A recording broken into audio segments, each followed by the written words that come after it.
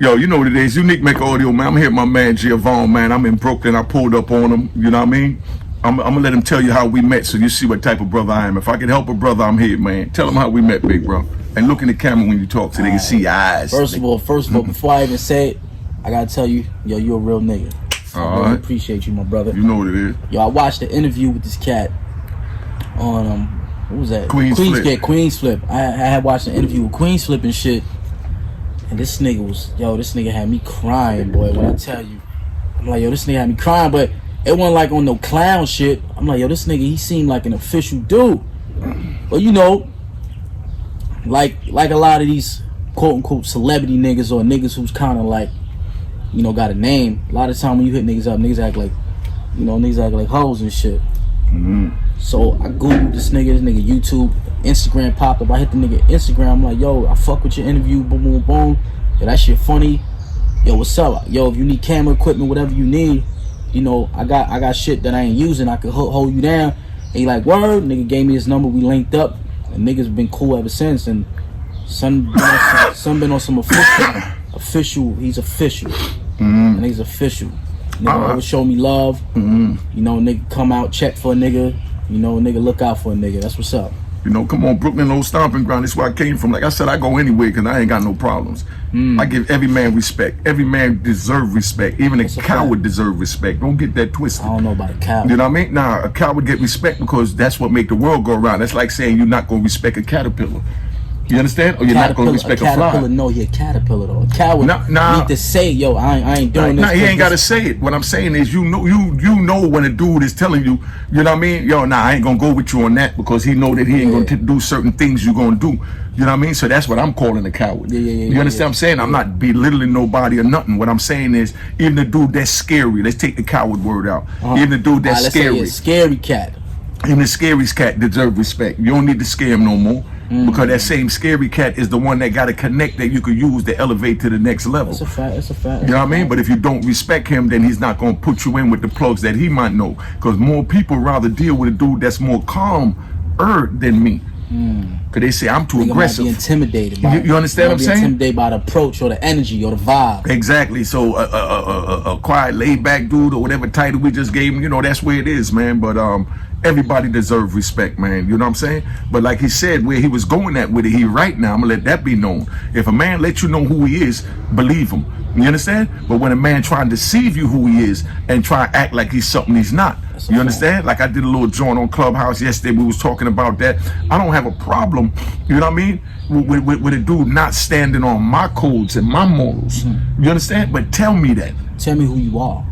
You know what I mean? So I got the choice if I want to deal with you. It's crazy that you mentioned that shit, right? I was having this conversation with my man the other day. And I'm telling the nigga, I'm like, yo, the reason why a lot of people get into problems, because everybody in the wrong room. You know, cats don't want to say who they are, or they don't want to act like who they are. They acting like somebody who they think everybody would like. And that's what causes problems when you can't stand up to the nigga you acting like you trying to be. All right, I'm gonna give you one real quick how I learned that. I was in ADX Supermax in 1995. This was 1996. I was there with a dude. I'm even gonna say his name because he home now. Big shout out to Mario Villabona. Mario Villabona is who was supplying Bo Bennett, Big Harry O. Y'all know Harry O. Y'all know Bo Bennett. You understand what I'm saying? Mario Villabona. You understand? He was supplying all of them dudes. You understand? This is not snitching because he. Nah, we know that. That's why I'm letting it be known that they out. Everybody know what time it is. It's in the law. Nah, you gotta tell them. Okay, we dealing with a different breed now. Listen, the internet now these little young cats. The internet. Minute you say a name, oh, he's snitching. Or you. Nah. Like I said, it's in the blog books. I can tell you. You can find my case at 93 F3D at page 1. At page 90. What is it? Page 96. You understand? You go find, you know, Bo Bennett's case. You know what I mean? At 56 F3D. You understand? Page 1080. You understand? Oh, this is public information, my nigga. You need to let niggas know. But I'm letting them know that when you official and them feds grabbed you and you stood tall, your shit in the books. That's a fact. You understand? That become what they call public record. You ain't got to file freedom of information to get it. None of that. You know what I mean? Let's talk about Young Thug. That's what I want to talk about. Because I don't know enough about that because I don't even really watch a lot of that stuff. But let's talk about Young Thug. This young man, him and Gunner, they got arrested on a RICO charge. They charged him with the state level. We know that they're eventually gonna move it over to the feds, cause that's how they do. They make you exhaust your resources in the state. Let me tell you what happened. What happened with that? I kind of know a little bit about, like, with these artists getting locked up in this situation. A lot of times, these artists, when they get locked up behind RICO and all that shit, it really don't be the artists. I know, it be the people under them that they hang with, they affiliate with. Nah, it be the cats that's sponsoring them. Like, for an example, let's say in your heydays, right, when you was on top doing what you was doing, and me being an artist, and you seen I got talent, and you like, yo, bet I want to invest in you. But you telling me, yo, this is the vision I have for your music. Yo, I want you to talk about 10 keys a day, boom, boom, boom, boom, boom, boom. And this is what the lifestyle. You create the lifestyle for me. I put the lifestyle out through my music. Next thing you know, you get caught up. I get caught up with you because I'm your artist, but they don't know that I'm your artist. They think that you my little man. I'm the face of the whole operation. But see, that's what it be a lot of times. That's 100% right, and I'm glad you just taught me that in those modern day 2022 terminology. Because the same thing, I had a lot of brothers that used to just run around with me. I used to buy them outfits to go to parties with me, clubs with me, and do them. You understand what I'm saying? Bought them cars. You know what I mean? They did whatever I needed them to do when I needed them to do something. But they got rewarded very handsomely, even when they wasn't doing nothing. But when I needed them, they never denied me. You understand what I'm saying? So just by me being with them all the time, driving my fancy car with them, with the fancy cars that I helped them buy and things like that, now I got caught up. When I got caught up, all their pictures came up. Absolutely, because the pictures that I took with them. Because you gotta understand something called perception. Perception is key. If you act like you something, this is who niggas gonna think you are. Until it come down to it. But that's what I'm saying. We got a saying back in the day. I'm giving you a lot of jewels when I talk. That's why I love talking to this brother. I met this brother on Instagram when I first came home 18 months ago. So I ain't known him all my life. How old are you? 33. He's 33. I've been locked up 26 years. How old was you in 93? Let's get this quick so they understand. 93, I was 5. He was 5 when I got locked up. So I don't know the brother. I'm just meeting him. But I feel his spirit and his vibes and his conversation when we kicked it on Instagram. You understand what I'm saying? Then I gave him my phone number and we moved on from there. So I see his mentality is with today's generation for the 26 years that I miss is what he grew up to be the man that he is. So I'm telling you right now, he's more intelligent than me when it comes to society. Because he's been in society. I'm barely making 2 years in society. So let's get that straight. Now, but you adapting very well. Oh, yeah, because I know how to listen to people like you. I was about to say that. I know how to listen to people like you. Second conversation we had, what I told you. I said, yo, my nigga, listen, be who you are. This generation is not what you remember it, what it was like in the 90s. It changed. Even for me, like, I'm younger than you. But the shit changed drastically from even with me. Shit, I can't even adapt to a lot of shit that's going on today because I'm used to like the early 2000s, you know, late 90s, you know, Jabot jeans, Carhartt shit. I'm used to that era, and I'm not used to the niggas wearing purses and shit like that. I'm not used to that. No offense. Definitely no offense, because everybody gonna be who they are. This is America. It's a melting pot. This but like I had to tell him, like, yo, even with the YouTube business, you know, vlogging every day, it's gonna be a lot of people that's gonna just spit out all types of crazy comments, say crazy shit to you, and you just gotta look at it like, yo, that's entertainment, bro. Yeah, but see, that's what I'm saying. You know, back in the day when a nigga say something, man, you could get to him. If I said something disrespectful about somebody, they could get to me because I made myself accessible when I spoke. You understand what I'm saying? So a nigga know where to find me. You know what I mean? I'm not hiding. You understand what I'm saying? You in the keyboard, you in the keyboard warrior era. But that's what I'm saying. But back then we didn't have keyboards. Nah. You know what I mean? When a dude talks shit, you're gonna run into him on 155th Street, 116th Street, 142nd Street, Lenox Avenue, 5th Avenue. It's a fact. You know what I mean? And now he gotta have that same energy as we say. You gotta nigga school clothes today. You can't do that. You know, but I didn't know that though. So when I first got on the YouTube and I seen them just saying what they wanted to say, and I'm like, damn, and I can't even get to this nigga. You ain't never gonna get to him. But I don't know nothing about that. But my thing is, you know what I mean? And I'm giving y'all some jewels now. If you feel something is not worth killing a nigga over, it ain't worth fighting over. That's a fact.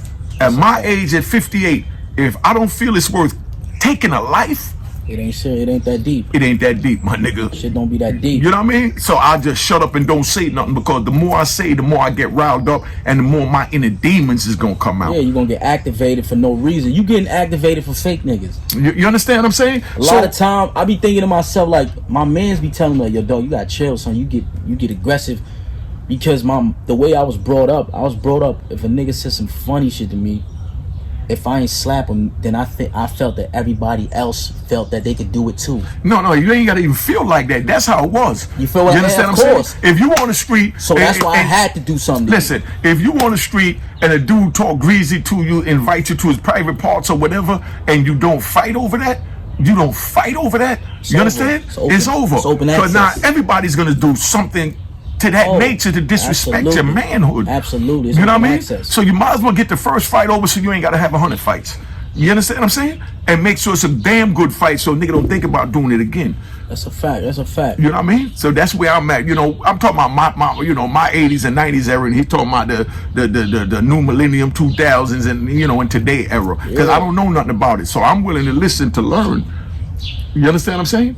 Nah, why you think when I met you, I'm like, yo, I always wanted you to tell me these stories about, you know, the 80s and all that. I was born in the 80s. I grew up in the 90s and then 2000s, you know, and all that. But me being young on Ocean Ave, I don't know if you know Ocean Avenue side. Listen, man, Ocean Avenue. Listen, I was over there on Ocean Ave, right up the street from the soda factory. Okay. On what's that, on Atlantic? You know what I mean? Ocean Ave over there. Back in the day, we had a dope spot over there where, you know, Jamaicans, you know, Shower Posse. We ain't gonna say the names. We ain't gonna say no names. You know what I mean? That's one of the so-called, you know, gangs. But it was it was my crew and another crew. And we had buildings right next door to each other with an alleyway in between. You understand what I'm saying? When you're going up the stairs, you can see over to the next stairs who's going up the stairs. So when the customer come and he going up the stairs, you understand what I'm saying? It might have been a customer you've been dealing with for a week. But you just bent down to tie your shoes when he came up, or stepped inside to take a leak real quick. And the nigga grabbed him. You know what I mean? And ran him up in the building. So now you look over the building, you see him taking your customer up. It's over. Back in them days, we shooting at them with the customer right there to let the customer know you violated too. If you ain't with me, you're gonna take one of these hot ones too. Let's talk about the 80s. Let's talk about the 80s. Let's talk about the 80s. I was off camera, we was having a conversation. I'm like, yo, like what it felt like when you had your first million. Oh man, that was the greatest and the worst time. A crazy story. That shit would have gave me a heart attack.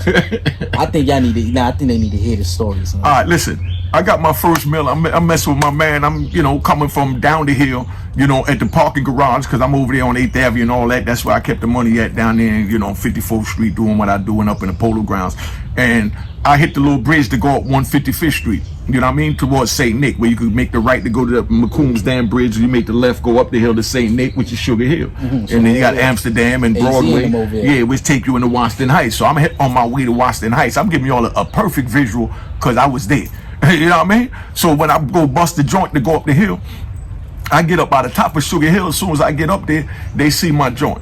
You know what I mean? I switched lanes and didn't use my blinker. So they pulled me over, and I had a suitcase on the back seat. Regular police, you know what I mean? Yeah, nah, this TNT, tactical, what is it? Tactical Narcotics Task Force. You know what I mean? This is TNT. They was looking for nothing but guns. You know what I mean? So they pulled me out, searched me, didn't find no guns on me. So they went to search the car. They opened up the back door, and they seen a suitcase sitting on the back. I got my first $1 million in it. I'm moving at point A to point B. You know what I mean? The cop looked at me and said, "What you want to do? You want to go home? You want to go home? You know? Or you gonna let me have this? Or can I have this?" You understand what I'm saying? You know? And I know y'all thinking nigga cocky and talk that shit. I'm just telling you what it is. To me, that's just $1 million, my nigga. I just beat a gun charge when it was offering me 5 to 15. You see how y'all looking at him? That's exactly how I was looking at him just now. Listen, I just beat a gun charge where they offered me 5 to 15 for a simple possession. So if I get caught with this $1 million and got to go through the court system, I know I'm doing at least a dime minimum. Oh, absolutely. A dime means with a 20 in the back. That's a fact. You understand? At least 10 years before I get parole. So when that man asked me that question, that was like, oh God, thank you. Like God came and helped me. You understand what I'm saying? Because he just prevented me from sitting in prison for 10 years. So I told him, man, what you want the title to? But how you felt when you...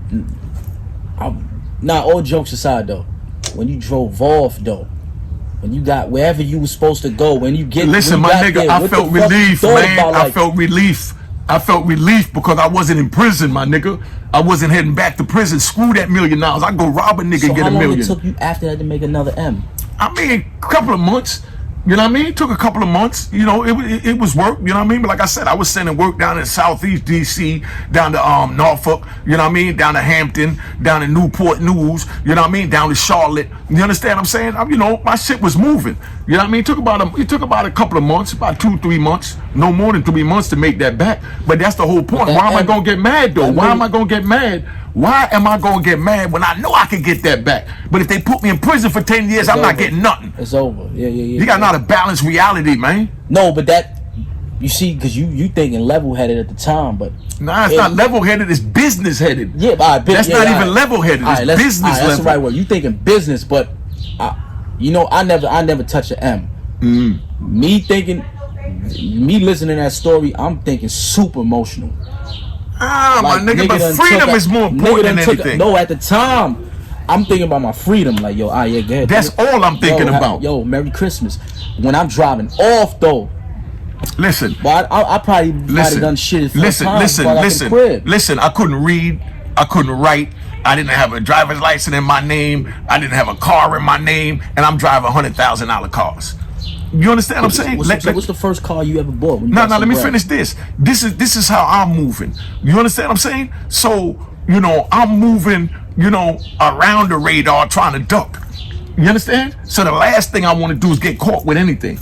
You understand what I'm saying? So getting caught with $1 million, yeah, that was a lot of money. Let's get that straight. I'm not saying it wasn't. Nigga ain't saying that. It was a lot of money, but the hurt didn't seep in because the joy of having my freedom to continue to move. You understand what I'm saying? It was more important. That was more important, my nigga. Cause man, yo, I just went back, told nigga what happened, you know what I mean? Yo, this is what it is. Give me 20 more.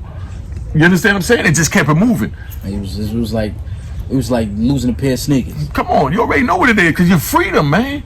Y'all don't understand what freedom is, man, because like I said, I know when I get caught, I can't tell. So I know if they pick me up, and let's say I had the 20 keys in the car that I was picking up, you understand? And now they telling me, tell me who you got it from, I'm gonna let you go. You know what I mean? I can't do that. No, it ain't no difference. I can't do that. I can't tell. So I know I'm going to jail, so I gotta move around the police to not get stopped by the police. Because if anything happened, I'm going down. Because it's just me. It ain't no me and my partner, me and my man, me and my connect. That's just me, my nigga. So when you had your situation going on, it was just you dolo, or you didn't have like a crew? Nah, it was me dolo doing me, and I had a crew of niggas on standby. You understand? Niggas that I looked out for that was official niggas. You understand what I'm saying? Big shout out to Gerald. They still alive? Big shout out, yeah. Big shout out to Ernie. Big shout out to Dre. You understand what I'm saying? Come on, man. You know, I had official dudes that I know if something happened, they did. Shout out to all the real niggas. You know what I mean? Fact. And these are the real niggas that when I went down on my own because they didn't do nothing with me. Like I said, I rode dolo, did me. But if an issue happened and you know, and they around, they ready to go, you know, go to war for me. And that's why I love them. But I'm not going to put myself in that situation. What year are we in right now? 2022? 2022. How long you been locked up for? 26 and a half years. And when you came home? May 15, 2020. And this nigga pulled up to my crib in a drop top M6. You know? I mean, come on, man. If a nigga can't get $1, something wrong with him, man. Yeah, that's a fact. If a nigga can't get $1, something wrong with him, man. You free, my nigga. I was getting $1 in prison. I was selling heroin in prison, cocaine in prison. Allegedly. You know what I mean? No, ain't no allegedly. I'm telling you what it is. They know what it is. You know what I mean? They done caught me, you know, sweat me on a visit, caught me on a visit in Lewisburg. You got caught up for it? Yeah, I got caught up, you know. Okay. But I'm saying, no, it don't matter if I got caught up. What I'm saying is I did my time. They know what it is. I ain't got no faking. I ain't got none of that. We ain't gonna talk about no allegedly. I was in United States Penitentiary selling more heroin than the pool. You understand what I'm saying? Every compound I went on, the homies would tell you that you need kept the heroin and the visit popping. I'm trying to get y'all niggas the fun stories. So what's the first whip you ever bought? Come on, man. Stop playing with the people, man. The first whip, if you want to go all the way back, It was like 74, 75. I was 13 years old. No, I'm talking about when you was getting some. No, but this is a nice whip though. I bought a Mark IV from, you know, a neighbor out there in Jersey next to my father for like $400. But back then the joint brand new was only like $2,500. Yeah, I'm talking about 72, 73, 74. This is a 2-year-old car. No, I'm talking about. So you want to get into the new millennium? No, not new millennium. I'm talking about. I know you talking about 88 and all that. When you first got into the game. Yeah, but that's when I first got in the game. Is what I'm trying to tell you. Okay. Do you think? Yeah, because I was hustling in the Bronx then, working for my brother, getting $200 a month to work in the herb gates to bag up the weed, cut the weed up. You know what I mean? Push it through the door and get the money lined up so when he come, he can pick the money up and go home quick with his kids. Was that around Branson times? Before Branson. Branson came in the 80s now, in the 80s now, mid 80s. You know what I mean? 84, 85, shit like that. I'm talking about like 78, 79. You know what I mean? Branson had Jamaicans too, right? Nah, Branson American. Big shout out to Branson. Branson was right there next to Touch of Class. He got the alcohol now. Cop is alcohol official dude. I thought Branson had the chocolate weed, that Jamaican. He had all of that, man. He had nothing but the exotic. Branson didn't deal with the regular. You understand what I'm saying? That's beef and broccoli days, when you take the green with the brown, you mix it and call it a beef and broccoli. You know what I mean? And for the record, he ain't never sell no cocaine. That's my man. He good people. You know what I mean? He a fisher from the street. I used to go up there and lift weights with him with the pig iron in front of Touch of Class. With my man Lee lived right across the street. Okay. You understand what I'm saying? So nigga can't say, I'm telling them, Branson, y'all don't put Branson in records that you ain't cop the bags. They made a movie. They made a movie about them. Yeah, but you know, I don't that shit, the half bait. Yeah, I don't watch all that, but I'm just letting it be known, because you know, like you said, this YouTube, they try and twist everything up. But all I'm doing is giving him his props as a man. When we were selling cocaine, he stayed in the weed lane and he had the best weed. So you get money like we ain't got a problem paying $40 for a bag, $20 for a bag. When, you know, in our neighborhood, they selling $5 bags, $3 bags. That's a fact. If you wasn't buying a 20, you wasn't going up there, my nigga. That was the real nigga shit. Yo, I was a young nigga, right? And I used to hear about that Branson weed, and niggas was coming from Brooklyn. Niggas had niggas selling bud all around. Nigga used to tell a bud nigga in his neighborhood, nah, I'm good. Nigga used to get in a cab and straight up to Branson. You know, right up there on St. Nick. Cause Branson had that shit called, I don't know if you knew, they had the chocolate. Of course I know the chocolate. That's what I like to smoke when I used to smoke. That chocolate, the chocolate Buddha we called it. Yeah. You know what I mean? The chocolate back Buddha. To the hood with the chocolate. Yeah. And mix it with the Ari, the green Ari, and call the shit beef and broccoli. And that used to be I was locked up when they did that, because I heard about the beef and broccoli. You just taught me what it is. Like I said, I ain't afraid to say that I'm learning from the young, and that's why I got. You never heard about the beef and broccoli? I heard about the beef and broccoli, but when I was out here, they didn't have it. Oh, okay. In '93, they didn't have beef and broccoli. We either bought chocolate or we bought that skunk. Yeah, you know what I mean? What they called it, Chronic, when the Chronic album came out. Yeah. You know what I Nah, mean? niggas used to. I think it was around like 90, maybe 97. Niggas was mixing the chocolate with the green, but it was the Ari. They used to call it the Arizona weed. That's when a lot of, back then, a lot of the weed used to come from Arizona to New York. And they used to call this shit Ari. So you used to get that Ari green, and they used to mix the Ari with the brown, and they called it beef and broccoli, which I heard they used to make the chocolate. Jamaicans used to put the Guinness in that shit. They used to put the Guinness, put that shit in the microwave and cook it, and then it come out brown. Oh, see, I ain't up on it. I'm already going for that. Like I said, and that's why we was talking about Branson. Branson got the official joint. Back then, a pound was like 4,000 a pound, 5,000 a pound. 4 joints. When you buy a regular pound, 4,000. You know what I mean? The weed he's selling costs 5,000 a pound, so you know what you getting. You ain't getting no big ass bag like this. Nah, you getting a little small joint. And it ain't even small. It's gonna give you 2 to 3 nice, good joints in rolling paper or in a blunt for $20. But out them bags that they was some of the nigga bags. Yo, commercial bags. If any of y'all in the comments knew about that Branson weed, drop a comment Branson. You know what I mean? And let us know what it is. Yeah, that's a fact. You know what I mean? Like I say, weed legal now. Yeah. You know what I mean? They giving me my dispensary license right now because I've been locked up for weed. You know what I mean? So this ain't nothing but just, you know, giving jewels on how we became who we are. They stopped us from doing what they doing right now because we was before time. You know what I mean? We know how to make money off of it when they couldn't figure out a way to tax it. Now to tax it, it's legal. It's all about paying your taxes. You know what I mean? Let's get back to the spicy stories. Yo, when you was getting crazy bread, you ever flew PJ? PJ, what the hell Private is that? jets, private jet. Come on, nah, I ain't need no private. We did the private jets from, big shout out, rest in peace to my man Tony Stewart. We did the private jet moving the joints down from like Teterboro, down there to like Norfolk and all that. You understand? But as far as like, we wasn't going out west like how y'all going out west now. You understand what I'm saying? We wasn't going out west because we had too much going on in New York to sit on a plane for 5 hours, 4 hours one way, 5 hours coming back and all that. When everything is popping right here. Yeah. When everything is popping here. So nah, I ain't need no PJs and all that. That's a fact. Back you know what then, I mean? I travel Pan Am, USA, and the regular joints and just blended it like a regular nigga because I ain't had no job, I ain't no means. I done got stopped at the airport with 50,000. You understand what I'm saying? The girl seen the money in the thing. She said, back the bag up. She said, back the bag up. I took 10 grand out my pocket and threw it on the counter. It's over. She took the 10 grand and just routed the bag Money to go through. Money talk, bullshit walk. Everybody trying to eat.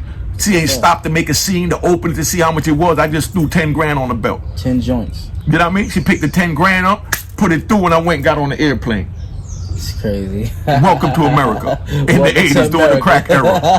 And they try to talk crazy about us like we did all of this and we poisoned the community and you took our goddamn money. Nah, they poisoned the community. No, but they took our money. We don't go into who did what. You know what I mean? I know we don't make no jets, so we don't got no poppy field, but we ain't even got to go into all that. We contributed. I take the responsibility and that's it.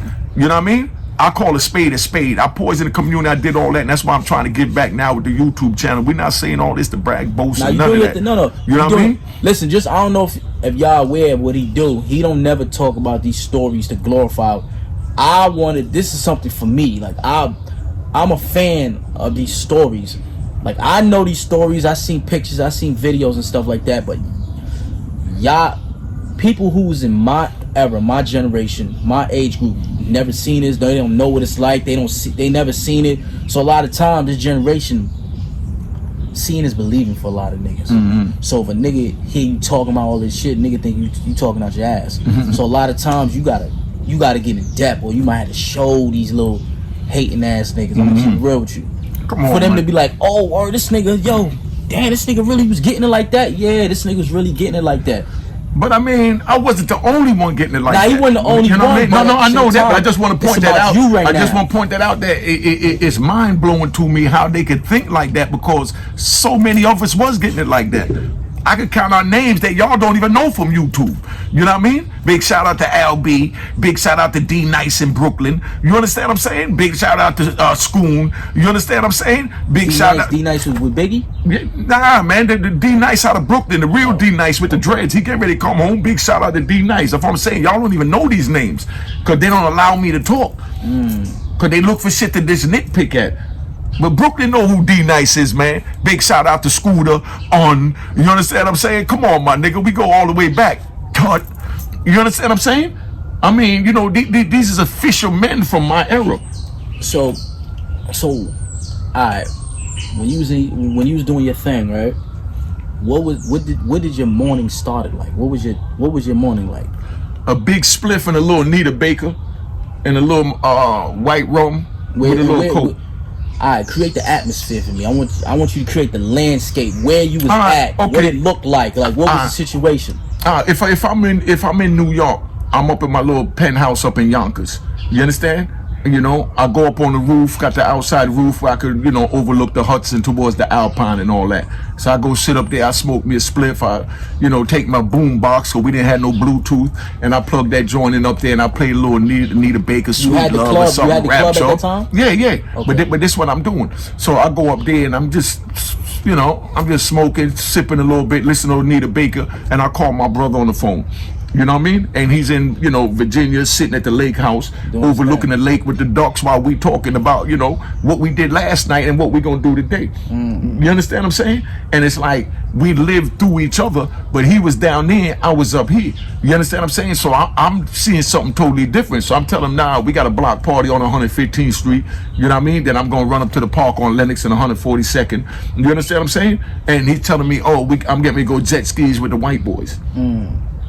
And I'm laughing. Jet skis. I'm not playing in nobody water. Y'all low key flossing. You know what I mean? Yeah. You understand what I'm saying? Yeah. But we didn't have nowhere to go jet skiing. You understand what I'm saying? Question. If y'all niggas had Instagram at the time, it should have been crazy. Listen, man, y'all know who I am, and there was no social media, my nigga. My name's still around after 3 decades. That's a fact. If you had an Instagram and you was able to go live, oh my God, what the fuck would your shit would have been like? Yeah, try not to curse. Oh, my bad. Okay. What your joint would have looked like? Man, oh come on, man. Crazy. I would have had 1 million subscribers, man. Because like I said, I'm in multiple different states, and every state, you know what I mean? I'm well known, or my name well known. When I say my name well known is, you know, when I go to states, I don't go run around trying to meet dudes. You know what I mean? Because I respect other men's territory. You know what I mean? Like I respect other men's property, like I said, other men's women. You know what I mean? So when I go to DC, I want to get somebody from DC and put him in power so he could run it, so I don't have to sit there. You don't have to sit there. Yeah. So I don't need to bring my homies down there to try and take over a block and all of that. You understand what I'm saying? I want to feed the block that I'm going on. And you just take your percentage and you good. Once you feed the block, they gonna make sure you good, my nigga. I still talk to my DC homies that's down there that used to run with me. One of them went to go hide out in the Dominican Republic for like 7 years after I got locked up because he was scared that I might tell her, somebody might tell her, whatever might tell. And I called him one time from ADX, show you how official I am. You know what I mean? Not blowing smoke up my own ass.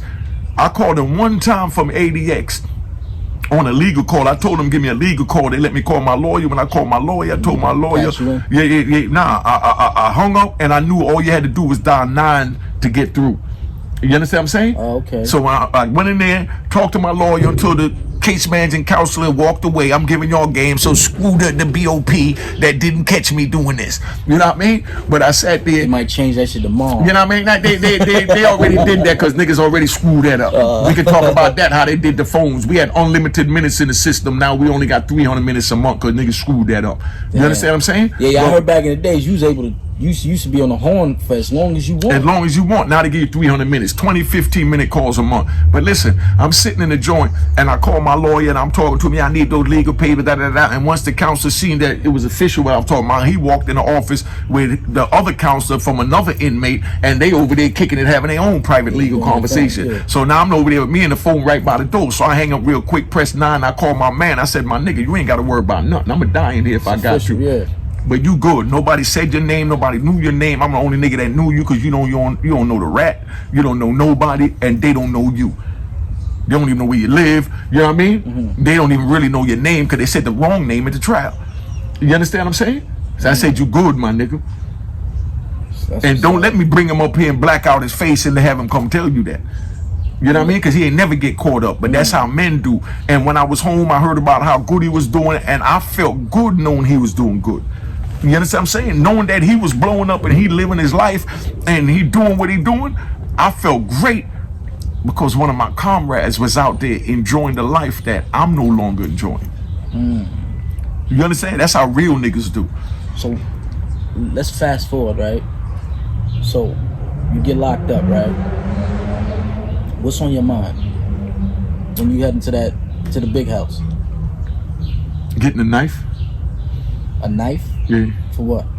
Because you go into the big house where everybody got knives, so I don't want to be the one without a knife to protect myself. So what was your first day like? Listen, I ain't never do crazy time. I've been to the islands and all that, and me being on that bus. Listen, man, my first day.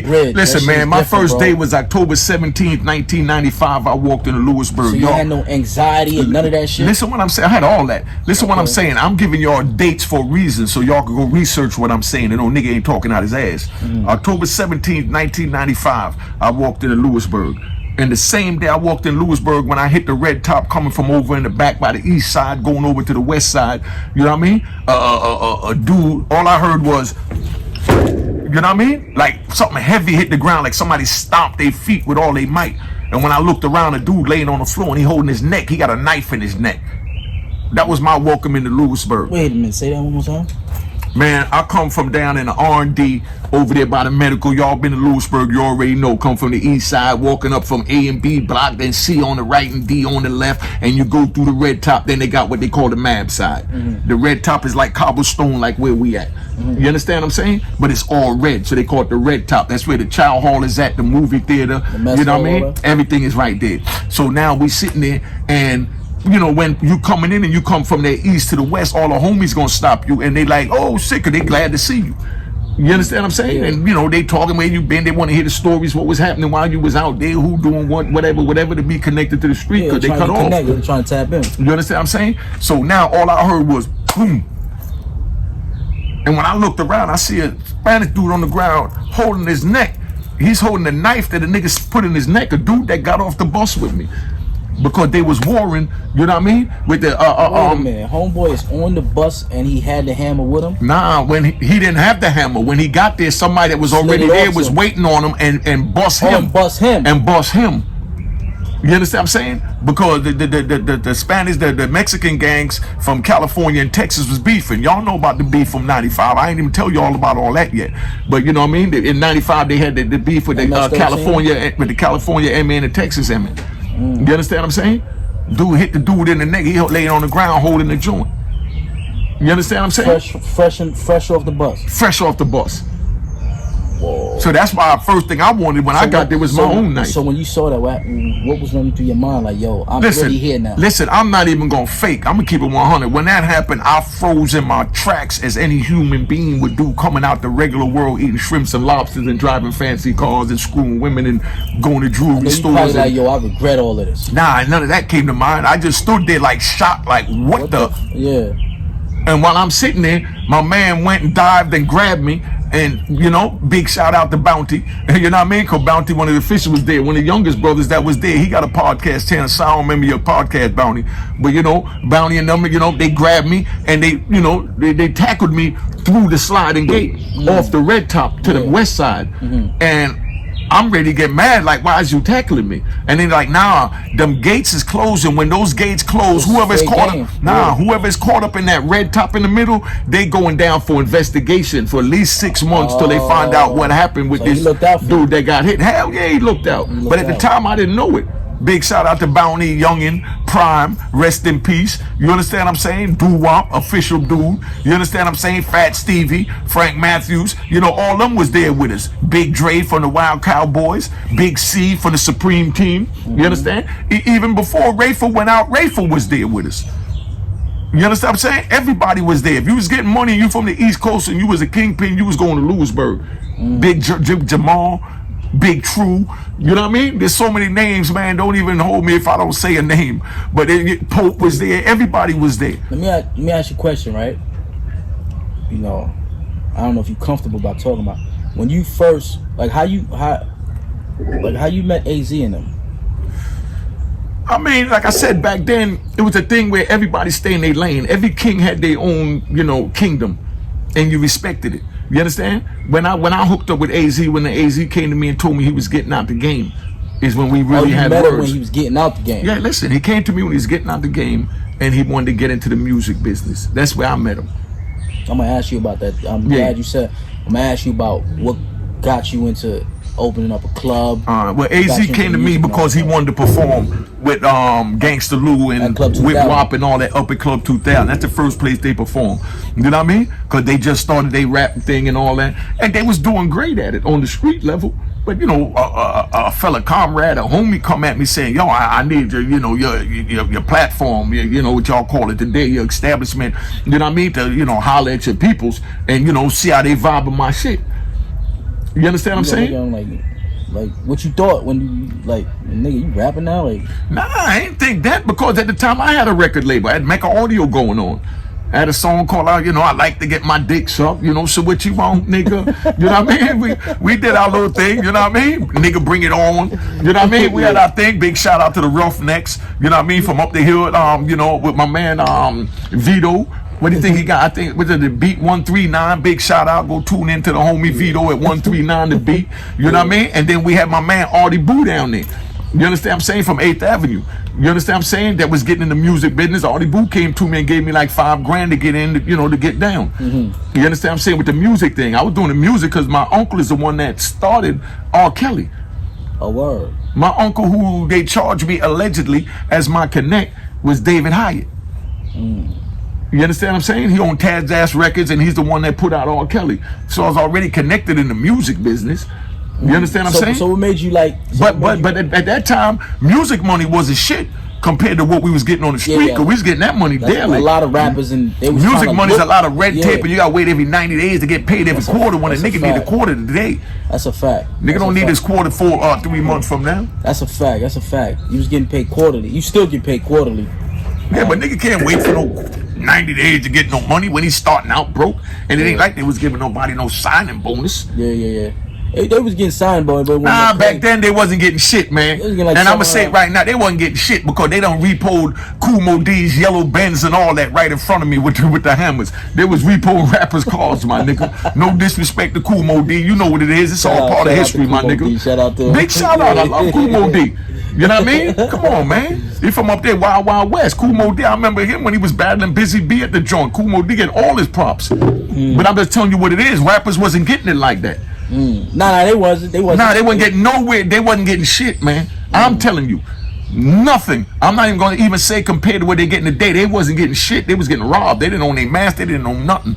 They still don't own their mask. You know what I mean? Whatever money they gave them up front, they had to use that to make the record, and then they had to make that money back after selling the record before they could see a profit. That's a fact. They had to. So they wasn't getting shit. So if you give me 100,000 and tell me that when I spend that 100,000, I can't get no more money until I make 100,000 from selling the records that they giving me the money up front for. Come on, my nigga, they was robbing them. No, that's a fact. You know what I'm saying? So that's why I ain't care nothing about that music. I did the music because. So what made you like?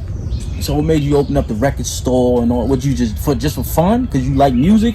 You didn't think like, yo, I could create a platform with this. I could get artists. I could sign artists. You had a label, right? Yeah, but it wasn't a business move in that sense. It was a give back to my DJs move.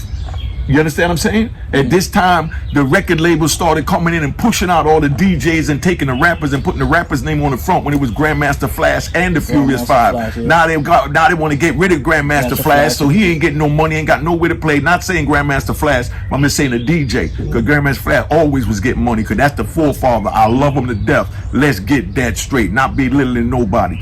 But you know, just using that as a name that they know. Yeah, you know that much of them. Cool Herc, everybody I had on. Cool Herc, you know. Grandmaster Flash. But listen now, so you got all of them dudes right there. They push the DJ out and they put the Furious Five up front. You understand what I'm saying? Tell all of them to, you know, when they go out as a group, then they start pulling them apart and telling them you can make more money by yourself because you can't separate it, and they started pulling us from each other. Tell them why. I know. I don't know if you know. Yeah. Tell them why the DJ was first and then the artist was. Because the DJ owned the equipment.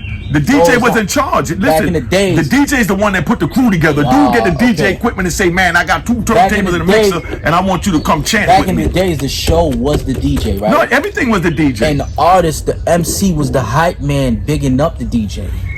That's what it was back then. You heard the word I just used? I said, I got 2 turntables in the mixer, and I want you to come aboard to do the chant. Yeah. I didn't say to do the rap, because rap wasn't out yet. That's why Busy B was doing all that barber dang diggity and all that. You know what I mean? And my man Hollywood.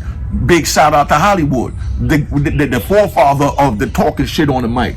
Tang tang. I don't want to go slept all night with my honey bun. Give me some of that yummy yum before I go to bed. If I was a squirrel, I'd climb up all the ladies' dress and watch them titties swirl. You know, that's Hollywood. That's Hollywood lyrics, so you know. You know, I mean, so like a freak. Nah, exactly. Okay, but then we had the Crash Crew walking down the street with my box in my hand, and I'm playing the music of the Poison Clan, and you say to yourself, "Come on, my nigga." I mean, but everything was harmonizing. Poison Clan, they from They from the Bronx. No, they from Florida, right? Nah, you talking about JT Money. I met them. JT Money used to come to Club 2000 and all that. Big shout out to JT Money. You know, Uzi, my man Ram in California, DJ Cox, CP. They got signed to Tech 9. Right? Nah, they was with Luke Skywalker down there. Luke Skywalker. This before Tech 9, my nigga. We talking about history. Okay. You know what I mean? That's why I'm giving clarity. That's why I love him with my young brother here, because he's 35. So these are the things that he heard from YouTube, and YouTube don't know what I know because they didn't live what I live. You know what I mean? They heard pieces of stories from different people and try to put it together, but they ain't never heard everything from one nigga like me that was a part of that shit. Poison Clan, you talking about with JT Money and them. Big shout out. I remember when JT Money went to jail, did his joint, came out, did the shake which your mama gave you and all that. Opened the Rolex. We had Big Daddy 119, Big Daddy in the Northeast. You know what I mean? We had the Pac Jam. I'm talking about Miami right now. I'm talking about Miami right now. I remember the Pac Jam. I'm talking about Miami right now. I watch a lot of them joints. Yeah, but that's what I'm saying. While I'm doing all this in New York, my money long, nigga. Like he asked me about private jet. Nah, nigga, I took Pan Am and USA and Delta and everything like every other nigga to blend in. Got 5,000 in each goddamn, Adidas. Pan Am is now American Airlines. Yeah, I ain't even know that. Yeah. But I'm just saying, I used to take the last Pan Am flight every Sunday. It was like 8:50. And got there at 10:50 by 11 o'clock. When ate a little Jamaican food, my mother, I cruised up to 5th Street on the beach. On Mike's cruise up to Luke Skywalker right across the street. But before that, we was going to Strawberries. My Miami people know about Strawberries. You know what I mean? The Roman pub. I'm giving my nigga. I was everywhere. My nigga, my money was long. You understand what I'm saying? Yo, it's a lot. It's a lot to take in. Like what you like. I know you telling stories about what you like. I need to know what you really what it felt like. What the hell you was wearing? Like what did you do? Like, nigga, what you was eating? Like where did you go? Like, cause I know if I'm getting an M, if I know I got $1 million, people can't talk. Niggas can't talk to me, bro. Yeah, but see, we couldn't put it in a bank account like that. So that's what I'm saying. So we just stacked the paper. You understand what I'm saying? So we didn't stop to, count it like that. Once I put it in my house, it's my money. So I put 100,000 a day, 200,000 a month, another 300,000 the next day. You understand what I'm saying? I just write down what it is that I'm bringing down. I got a piece of paper. When I'm bored, I'll sit there and then I add up the pieces of paper and I know how much money I got there. But I don't put it in there and say, okay, I put 100,000 in yesterday. I put 150,000 a day. I put 300,000. So that's 250. I put another 300,000. So that says six. No, we ain't counting. No, you ain't counting. No. What I'm trying to show you is that money didn't mean shit, my nigga. Money was like getting toilet paper. Do you count the rolls of toilet? How many toilet paper you got in your house? I don't even know. And that's how we cared about the money, my nigga. You understand? Once I put it in my bathroom, it's my toilet paper. When I put that shit in my house, it's my money unless a nigga come kill me. All right, let's keep it a buck though. At the time, it was a lot of y'all. There was a lot of players out there getting right. Let's keep it 100. Let's keep it a bean.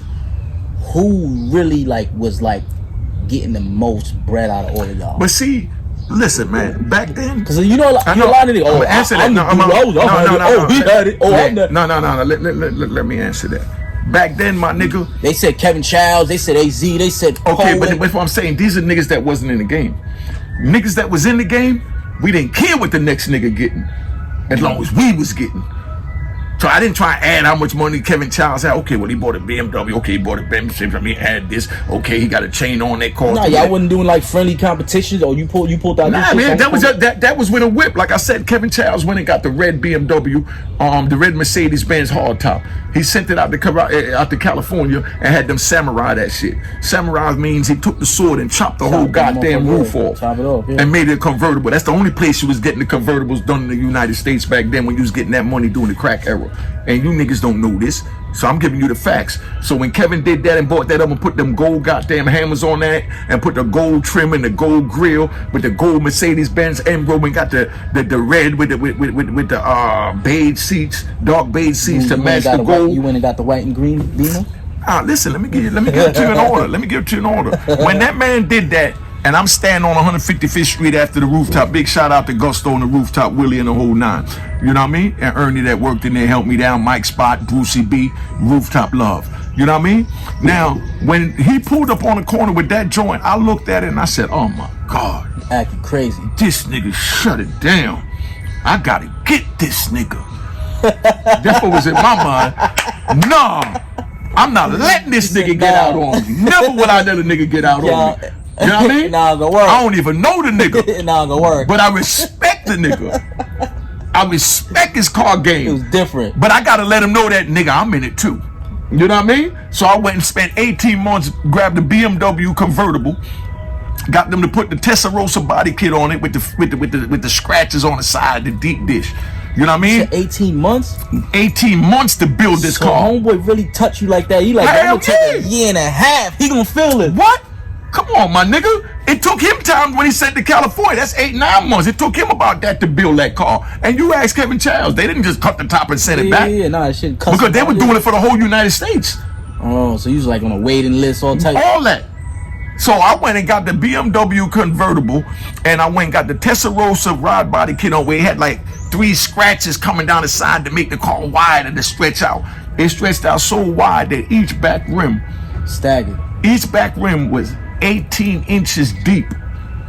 You can put your foot in it and Deep your dish. girl's foot in it. Deep dish, yeah. That's called a deep dish BBS. Yeah, deep Each rim cost me $8,000. 8 times 3 is $32,000. Then I had to pay another $5,000 $32,000 just for the wheels. What year? This 88. You know what I mean? That's like 89, that's like 88. $150,000 a day.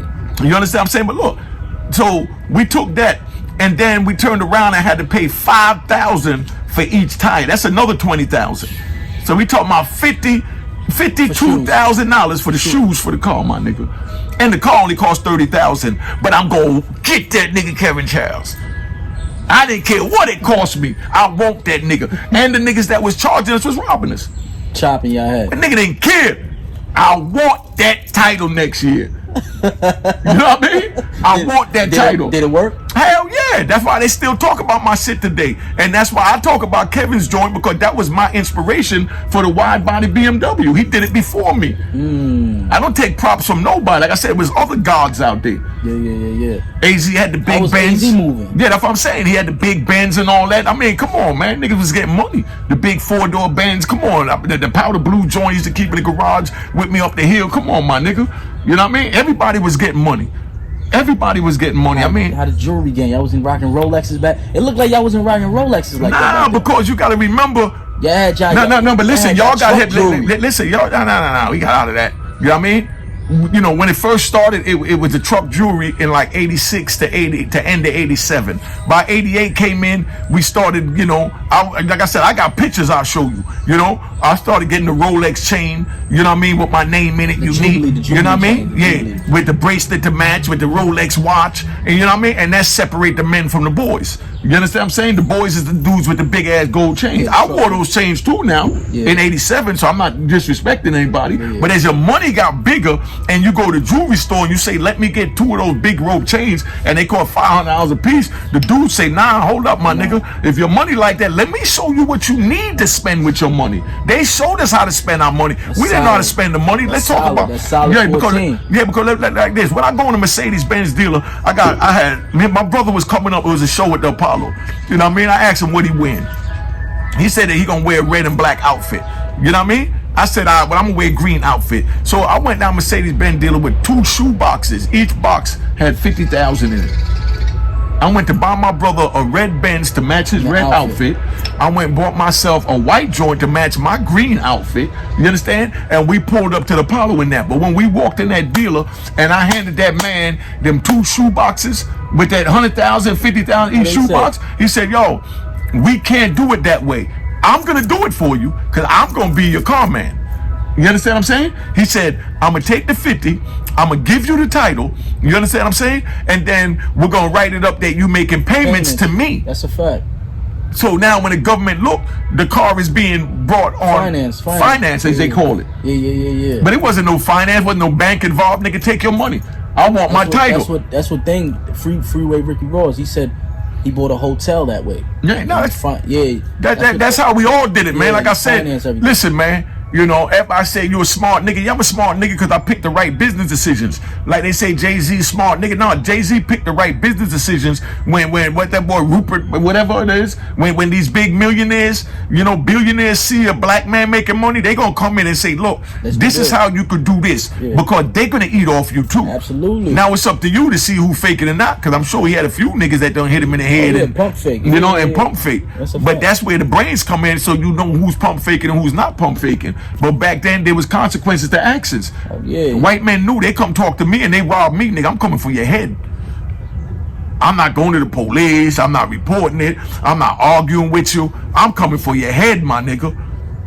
And that means I'm gonna take the loss, you know what I mean, just to get your head. The same way I took the loss for the million just to get my freedom. Yeah, that shit still, I ain't gonna lie to you. You lost it, but I'm hurting off of that right now. Nah, my nigga, like I said, I had my freedom. If they would have locked me up then for 10 years, you wouldn't know who Unique is. I wouldn't have did what I did, and I wouldn't have been the man that I am now, trying to reach out to the youth and tell them that even after all that, it wasn't worth it. Because I spent 26 years in federal prison and don't even know my goddamn children. One was 18 months when I got locked up. I came out, it was 28. What do you say to a 28-year-old woman when you haven't seen her since she was 18 months and she got no memories of you? Can't tell her nothing. What do you say to a young man that when I went in, my son was 8. I had a daughter 7, a son 8, and a son 9. I come home, they all in their 30s. What the hell you say to a 30-year-old man after being gone? You know what I mean? For that long. Come on, man. Talk to me. Ask him to give you a try. You understand what I'm saying? Yeah. But what I'm saying is I don't know them. And I'm taking my time to get to know them. You understand what I'm saying? But that's why I'm telling the youth that it's not worth it. Look what I got to do. I'm working backwards to meet my children. Yeah, I hear all these. That's why a lot of time he do videos. He don't talk about these stories. He talks about, you know, his redemption and stuff like that. I want a lot of y'all. Yo, I don't want to hear no redemption. I don't want to hear that shit. I don't want to hear none of that. I want y'all to hear all these stories, right? These great, how great he lived a great life, right? But look at the sacrifice he had to make. And that's what it all come down to. That's why I wanted you to tell these stories, because you tell everybody about, I've been in jail, I was in jail for 26 years, I'm coming home, blah, blah, blah, blah, blah, blah. You telling them what you did now, but a lot of times people don't appreciate what freedom is until they get their freedom taken away from them. Exactly. You understand? So that's why I want you to tell them, yeah, I was doing this, I was doing that, boo, boo, yeah, that shit was popping, boo, boo, boo, yeah, I was having a great time. But yo, I don't know my kids. You know what I mean? I don't know this. I ain't know how to read. I ain't seen my mother but one time in 18 years. Imagine not seeing your mother for 18 years straight. This whole time you was having fun, did you know how to read or write? No. All right then, so that's what people don't understand, that you having a great time. That's why a lot of times people think money is everything. Excuse me. The reality of it is freedom is everything. That's it. And back to that million. When they took that million, keep that. Give me my freedom. That's why I couldn't buy that. I know a lot of times you be like, damn, why this nigga G always asking me about you tell these stories? Because a lot of people don't care about the redemption story unless they know where it's coming from. You understand what I'm saying? So people need to see, like, yo, damn, you was having all this fun. Blah, blah, blah, blah. You create the atmosphere, and then you create you take away the light from them. And you show them. Let them know the darkness at the end of the tunnel. Darkness. You know what it was like. Listen, you know what it was like to hear a man tell you that you're going to prison for the rest of your life with no chance of parole, and you're 29 years old. Listen to this man tell you. What did you feel when your son came to see you in jail and had to see you in the day room? Now you had the Fed charge, right? Yeah. So they had to see you through a window, right?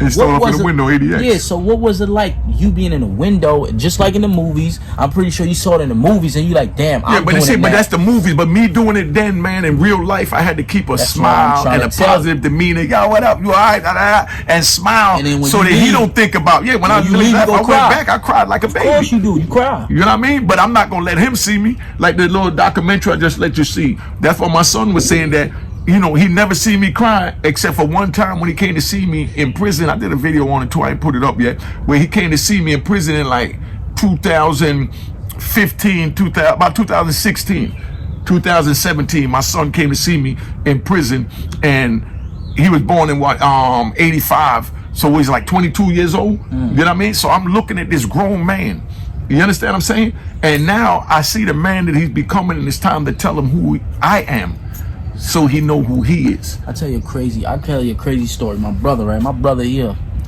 wild one. My brother's like 43, 44 years old, right? And since I was a little kid, my brother been going to jail. Gun charges, robbery charges, home invasions, all types of shit, right? Welcome to New York back in the 80s and 90s. Yeah. And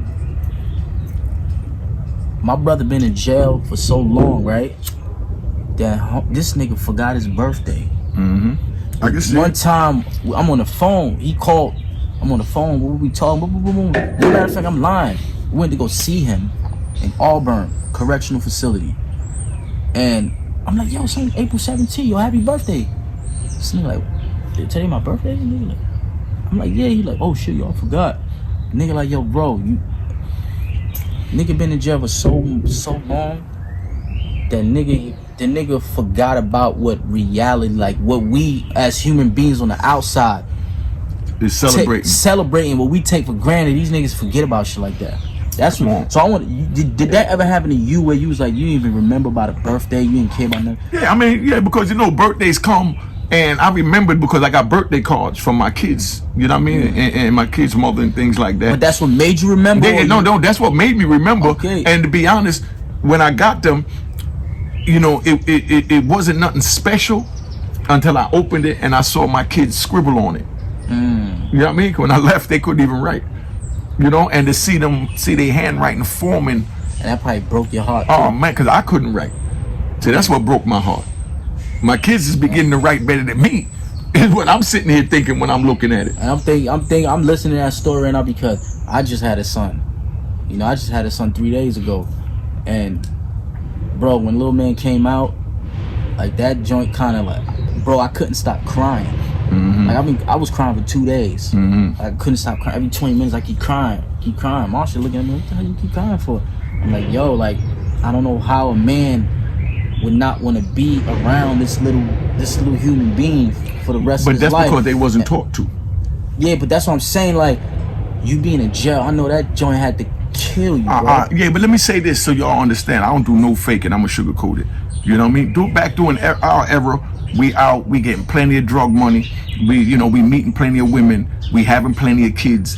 And our mentality, because no one taught us, was just to support those kids financially. You didn't emotionally. Y'all wasn't connected. Yeah, I mean, because we didn't. They was too little. What do you say to a 3-year-old? Is what we was thinking.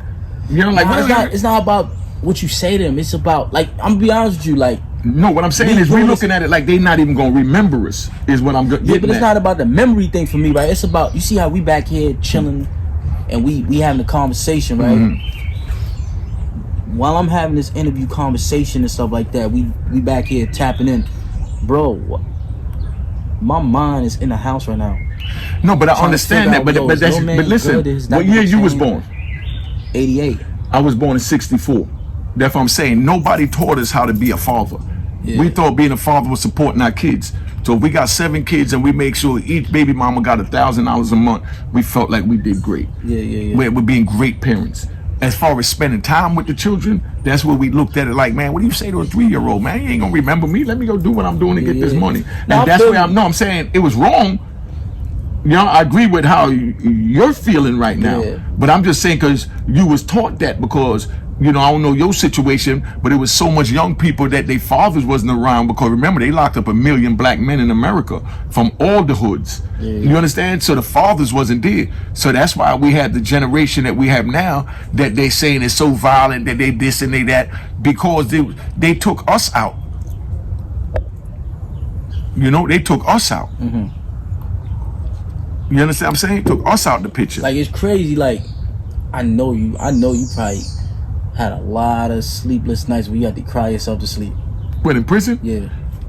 I mean, I had quite a few, but I wouldn't say a lot, because I knew I had to tough it up and do this.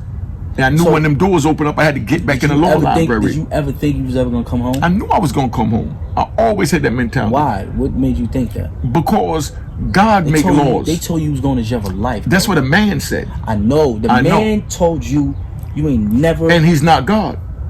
But what made you say, you know what? Yo, forget what he talking about. I'm going to see my kids again outside. Because I know God ain't gonna let me die in prison. So the day I didn't do nothing to deserve to die in prison. So the day you found out your case got overturned and you coming home, there's an out date. Now, there was never out date. I never once had an out date. So how did you end up coming home? Because they knocked on my door and said the judge released you. Pack your shit, you going home. So I didn't even get prepared for it.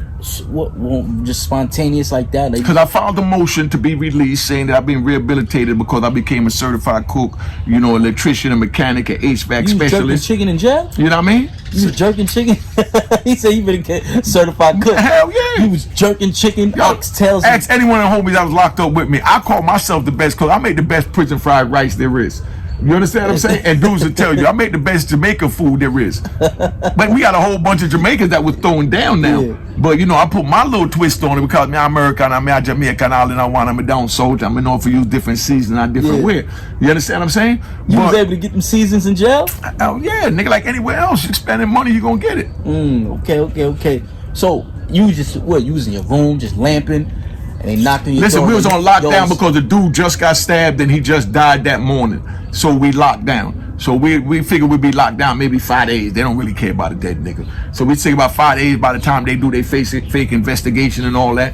And the case manager came, knocked on my door and said, give me an address. I'm thinking he talking about for a transfer to another prison because I was trying to get transferred to a medium from these crazy ass pens where they killing niggas. Yeah. You know what I mean? And I didn't want him to put in my transfer because he did it before and he screwed it up. So I told him, get away from my door, man. I don't need you to do nothing for me. He said, nah, I need an address. I said, nah, I ain't got no address for you. He said, okay, when you get ready to go home, they just released you. I said, man, get away from my door. Listen what I'm telling you. I told him, get away from my door. It was a nasty Mexican that was racist. You understand what I'm saying? I said, man, get away from my door. Thinking he messing with me now. Then he came back and he slid a piece of paper on the door to release order. He got faxed to him. And I looked at him. And what the hell, what you felt like? When I looked at it, I know he's standing there looking at me. So I can't let the devil see me having excitement or sweat or anything. I want them to remember me as that soldier. You understand what I'm saying? So when I looked at it and I seen it, I slid it through the crack in the door. I said, yeah, all right, give me some time to pack up. You got some plastic bags? And he said, I just said you're going home. Congratulations. I said, come on, man, get away from my door. You ain't never liked me, so I don't need nothing positive from you.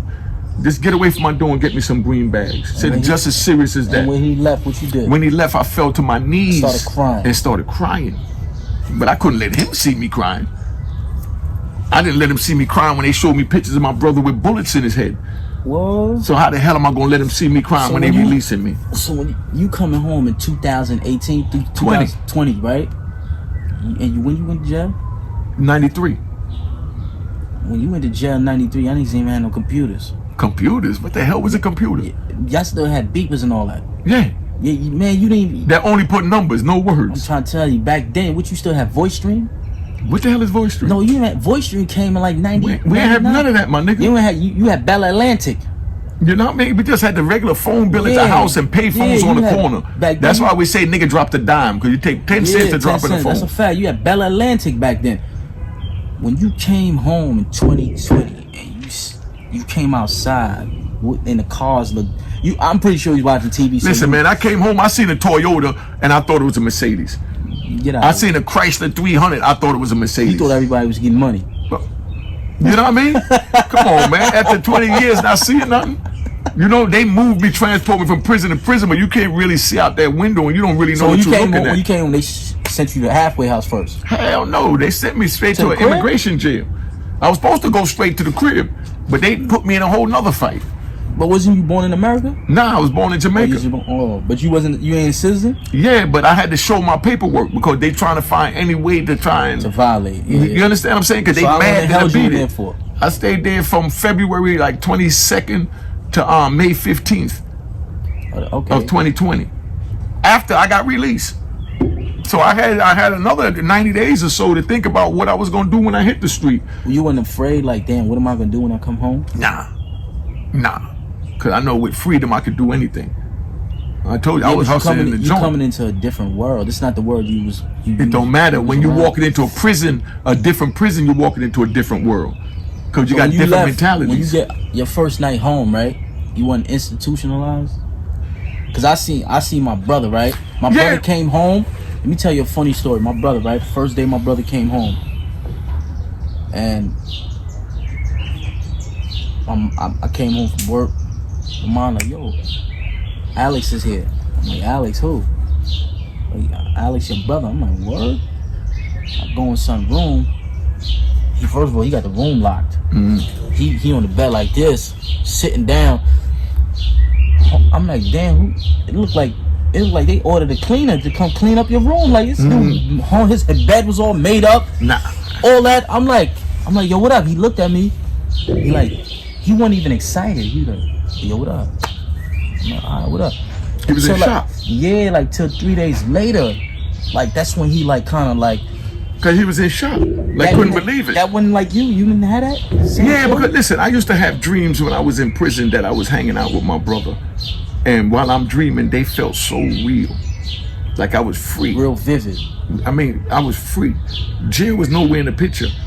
But then after the first couple of times waking up and being back in the jail cell with the bars looking at me, I learned that when I get lucky and my brother come to see me, that's when, you know, escape. That's when I stay there in that escape. Meaning, I know that I'm dreaming, and I'm telling myself, I know I'm dreaming, but I'm not getting up. How did you, listen, man. I feel like people I've spent I spent maximum 4 or 5 days in jail, right? And that joint felt like I was in there for a year. How did you pass 26 years? Like, how do you one day? Yo, listen, I don't know about y'all that's watching, if y'all haven't been locked up before. Being in central bookings for 1 hour, the joint feel like you there for mad long. So for you being in jail, in prison for 26 years, how did every hour, like, did it feel like like, you see how you home now? Like how the day just shoot? Man, was it like that for you? Because it definitely wasn't like that for me when I've been in there for 4 or 5 days, and that 5 days felt mad long. So but listen, man, I just kept it moving and kept it fighting. I knew I was a soldier. I knew I was at war. I got locked up doing what they call the war on drugs, man, where they waged war on the American citizens and said we was poisoning our community with the crack cocaine, even though they was the ones bringing it in. It had nothing to do with, dealing with the punishment. So I knew it was a war, my nigga. What drugs you was selling? You know what I mean? Crack. You know what I mean? Powder, mostly powder cocaine. But the crack is what got a nigga to town. Did you know about marijuana? Did you know about the time it was Pablo Escobar and shit like that? I was there from Pablo Escobar days. You ever met him?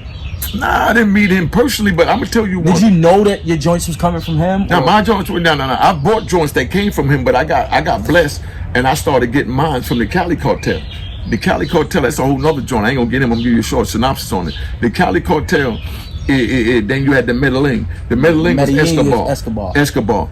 They was putting all the cocaine up in Washington Heights, period. You understand what I'm saying? If anybody from the Cali Cartel tried to sell their drugs up there, they went back to Colombia and killed their whole goddamn family and didn't touch a hair on their head because they wanted them to suffer knowing what they did for even violating their territory. Wow. You understand what I'm saying? And I got blessed to be able to get my drugs from the Cali Cartel, who wasn't allowed to go up in the area that I had access to. So that's why when it was a drought and, the price went up to $30,000 and $40,000 a key. Yeah, back in the 80s and 90s, it went up to $40,000 a key every end of May to June, and then November to December. Those were the droughts when the Cali Cartel pulled all their drugs off. Tell them what a drought is, because a lot of them don't know what that is. That's when a shipment get grabbed. Yeah.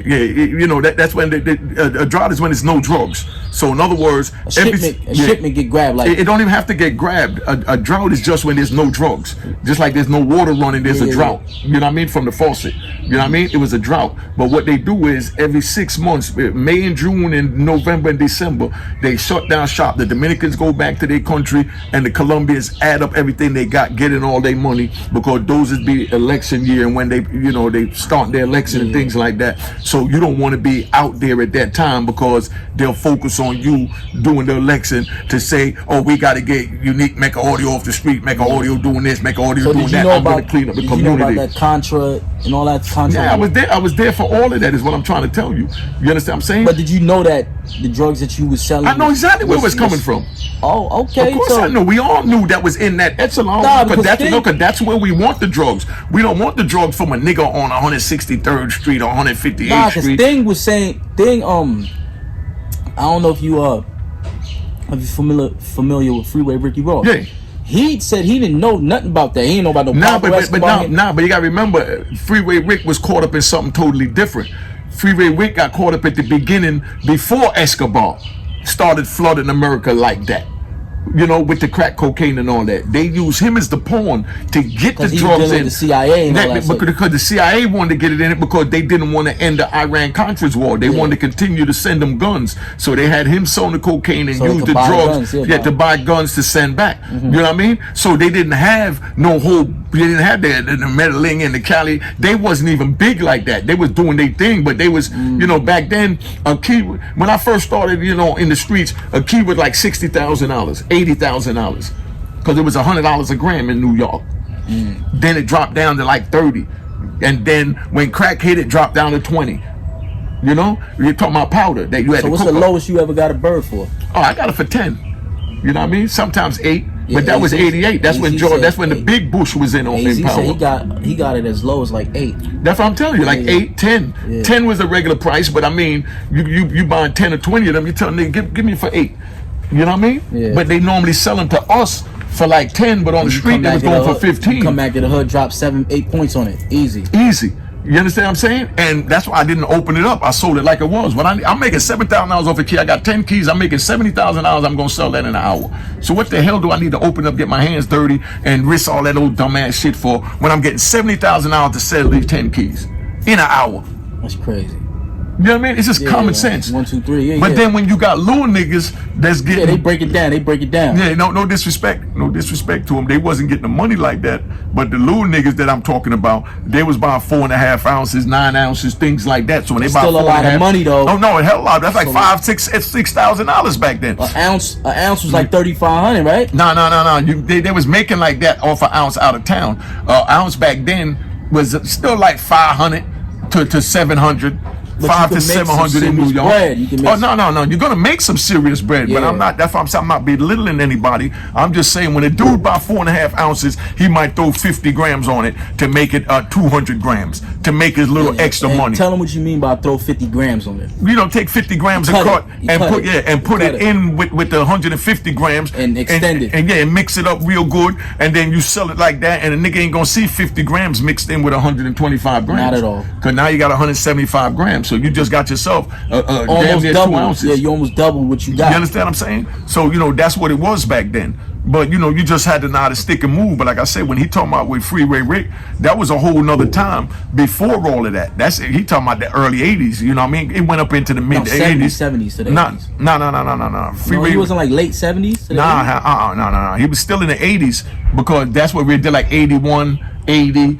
That's where California got it. Then it trickled across and came up to us by 84, 85. But during that time, we was freebasing it, where niggas was cooking it up to smoke it. You talking about, you talking about Freeway. Freeway wasn't doing nothing in 78. No, he was doing with the crack and all that stuff. That's what I'm telling you. I'm talking about freebase. I'm not talking about crack. They said Freeway. Yeah, that's the 70s. Yeah, that's what I'm saying. Yeah, but you said Freeway. Freeway. But I heard you wrong then. But Freebase was the 70s. That's when it was $100 a gram. Crack came to in the 80s. In the 80s, because I remember when I was Freeway started that like 82, maybe 83. You know, back then, and it hit New York by 84 and 85. But at that time, New York had what we call Freebase. Big shout out to 404 Club, the original rooftop. You know what I mean? The Zodiac. I don't know if they know what Freebase is. Freebase is just cooking the coke up without coke, with just straight baking. So they say ammonia, because that's what Richard Pryor used when he burnt up. But back then, regular people was freebasing with putting a little baking soda with it and cooking it. If they got something that was cut, they put ammonia with it. Yeah, cooked it up with ammonia. So imagine smoking ammonia. Thing got burnt up with the ether. With the ether. Yeah, that's what I'm talking about. But I'm saying the regular people on the street was cooking it with baking soda and ammonia. Baking soda by itself and water, but then if the coke was cut, they used baking soda and ammonia because ammonia would bring back some of the cut with it to give you more to get high off of. Just give you more work to get high off of. And when they smoke it, they pipe turn black and every goddamn thing else. Cook? Yeah, I used to cook back then. I used to smoke back then. It was the shit to smoke back then. This before crack. A lot of dudes. This was the big nigga drug, my nigga. You go in the club, Studio 54, Michael Jackson, Brooke Shields, you know, Eddie Murphy, Isaac Hayes, you know what I mean? Millie Jackson, you understand? Richard Pryor, you understand what I'm saying? Everybody smoked cocaine back then if you was getting money. That was the drug of choice. A lot of dudes who sold heroin smoked heroin. That's why they had drivers. A lot of dudes who sold coke smoked coke. It's the same thing with today. That's why they say don't get high off your own supply. Yeah, but a lot of time, how would you know if your supply is good if you didn't try it? That's why a lot of times cats smoke weed today who sell weed. Yeah, but I used to just give mine, to a fiend that I knew tolerance was extremely high and it needed something potent to get him high. So if he score it and say it's an 8, it was good enough to cop. If he say it's a 10, I'm gonna buy everything he got. You know what I mean? If he says it's a 6 and a 7, only if it's a drought, I would settle with that. So how vivid was Paid in Full when you saw it? I only saw it one time. It was very vivid. It was very vivid. It was very vivid. The story wasn't unpacked with how the story went. You know what I mean? But it was very vivid. I think it was an excellent movie. I think Dame Dash did an excellent job. But I know the real story. AZ said it wasn't. Yeah, but because he's dealing with the same thing I'm dealing with, but it took it personal because he was in it. Yeah, they try to say he was. You know what I mean? Yeah, I ain't gonna get into all that. I'm talking about as far as just the movie itself. I enjoyed the movie. Was it depicted the way how it was? No, the visuals, yes. The visuals, yes, but the way the actual story went in Harlem, no, it didn't follow that storyline. So that's the way that's not how Harlem was? That is how Harlem was, but I'm saying the storyline that they used for the script. That's how Willie Burger looked like in the front? Exactly. That's what I'm saying. The visuals was right on point. Dame did an excellent job with the visuals. He did an excellent job with the visuals. But when you talk about the storyline of how the actual story went, AZ spoke on that. So I don't have to speak on that. You got certain things you can't put when you're doing cinematic. Well, for whatever reason, but my answer to your question is the visual of that era. It was on point. He captured that. He did an excellent job. Did you mess with Dapper Dan? That's my man. Did you get your outfits done over there too? Yeah, man, I got outfits. I'm wearing on my page. Go look at my Instagram. Yeah. No, I know. They didn't know. Hell yeah! Come on, man. I pull up at that. I called Dap, let's say 12 o'clock in the afternoon and say, yo, I'm going to Atlantic City. I'm going to be by there by 11. I need an outfit. I need a white jacket, you know what I mean, with black and white stripes on it and MCM and put a, black cuff around it, black cuff around the waistline. And, you know what I mean? And give me the pants the same thing with a black cuff on the bottom, black cuff against the waistline with the drawstring. You understand what I'm saying? And he'll tell me when you need it for. I'm leaving at 11. You said, well, okay, well, come by 11 o'clock tonight. It will be ready. And that made the whole outfit. And you go by there, you drop them 8-10 grand. It's ready for you. And it was done in 11 hours. I see the coat you had on, right? A white MCM coat that said unique on the back. That's the one I'm telling you about. And then I see that same coat on Power. Come on, you know what it is. How you felt about that scene, though? Man, I ain't feel no kind of way because I said niggas always gonna try and take a nigga image. You not? I don't want to get too personal, but that character that was played. Shout out to Joey Badass. Yeah, he did an excellent job. It ain't nothing personal. I'll be honest with you, that character definitely is you. Nah, I mean everybody know. I mean, like I said, you ain't gotta ask me. I mean, ain't no way to feel, my nigga. Like I said, no disrespect. Feelings is for bitches. I wipe my ass with feelings. I don't have no feelings about nothing. I'm a survivor. No, what I'm saying is it don't move me. Just like getting life didn't move me. I don't let my feelings drive me. My instinct and desire drive me. You gotta understand that there's money attached to that. Nah, we know that, but I mean, we ain't gonna get into all that. But like I said, there's no feelings for it because if God want me to get the money, I'm gonna get the money. Okay. You understand? I just gotta stay on the righteous course. Okay. You ain't letting that money go. Nah, I'm on it. But you know what I mean? It is what it is, man. Okay, nah, we just making sure because a lot of time, you know, Freeway Ricky Ross, he went through the same situation with Snowfall, and then I seen you go through it with Power. But they gonna do it because you gotta remember these dudes is young like you, not your age young, but they younger than us. So they grew up looking up to us, and now they're in a position to put our story on the big screen. But instead of breaking bread, but listen, let me finish. Instead of breaking bread and say, yo, Unique, I want to use your character. Come give me some insight. Come, help me direct it and make sure the character right. Make sure I got this and that, and I'm gonna break you off X amount of points. Nah, but it ain't. You know what I mean? It ain't his job to do that. Ain't whose job? It ain't Joey Badass. I ain't talking about Joey Badass. 50, almost 50 we ain't gonna go old. pointing the finger. We not talking about that. We talking about Joey Badass. Listen, Joey Badass didn't write the script. Oh, okay, I'm not. So he ain't got nothing to do with it. Yeah, it's cats. You understand what I'm saying? 50. That's what I'm saying. The people that's in power, they know they were supposed to holler at us, my nigga. Yeah. You know what I mean? And life would be so much better if they did, because they get a better quality of work. That's a fact. You understand? To get it right from the horse's mouth. That's why I respect the cats that did the joint, The Wire. You understand? Because they got Melvin to sit there and direct the joint. The dude that it was about. They didn't try to just take his story and create what they wanted to create. Come on, man. That's a fact. That's a fact. That's a fact. But you know what it is. We've been here long enough. It's getting dark. I'm getting ready to hit the highway. We have to do this again. Cause I see my man having a ball, man. Nah, I had a great time. Yeah. Had a great time. Tell them where you at on Instagram so they know where to find you. Man, it's your boy Giovon. I'm on Instagram, GIOVON. I got the Lost Connection podcast. That's LOSTCONNECT PODCAST podcast. That's on Instagram. You can check me out. I got some dope interviews. You know, I'm gonna have to talk to Unique because I want to throw this on the channel. I don't know if he gonna let me. We gonna work something. Like I said, this is my brother, man. Like I said, when I came home and I ain't know nobody, know nothing. When I reached out to him, this brother had me come meet up with him. I met up with him and he bought me out 2 nice mics to help me set up my equipment and all that. So I mean, I remember everything. He gave me the stand, the selfie stick when I didn't even know what the hell a selfie stick was. He didn't ask me for a dime. He just said, I want to give you something to help your platform better. You understand? And I respect him for that. So anytime he called me, I'm pulling up. I was just in the neighborhood getting the BMW fixed, and I called him and said, man, yo, how far are you from over here? I'm over here on bop. I ain't want to tell you niggas, but I'm over here in such and such. And he said, man, you're about 5 minutes. You know what I mean? So I spun around, came here, been here a couple of hours just chilling with the homie, man.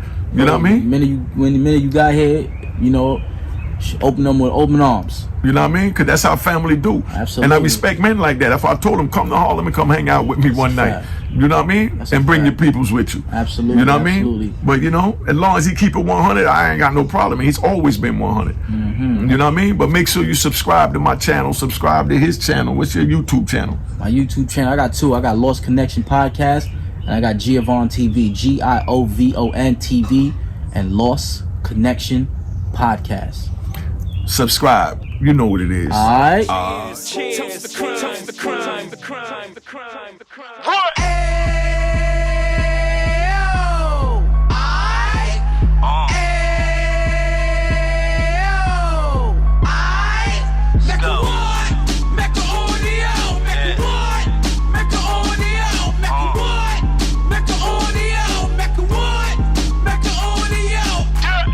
Fresh out the can of 26, he back on the strip, getting back in the mix. What he mentions a gift. You stand up 10 toes down, and I suggest you pay attention to this.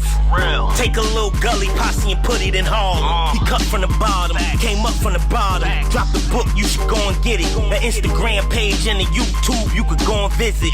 Then you could consider yourself LinkedIn. Sit front row and get Jews from a kingpin. How he went through it, so you ain't gotta go do it. To not pay attention would be stupid. Talking about a man that probably put your grandfather on. Probably the reason that him and your grams got along. A man that generated millions on the block, did his time, never squilling to the cops, Mecca audio.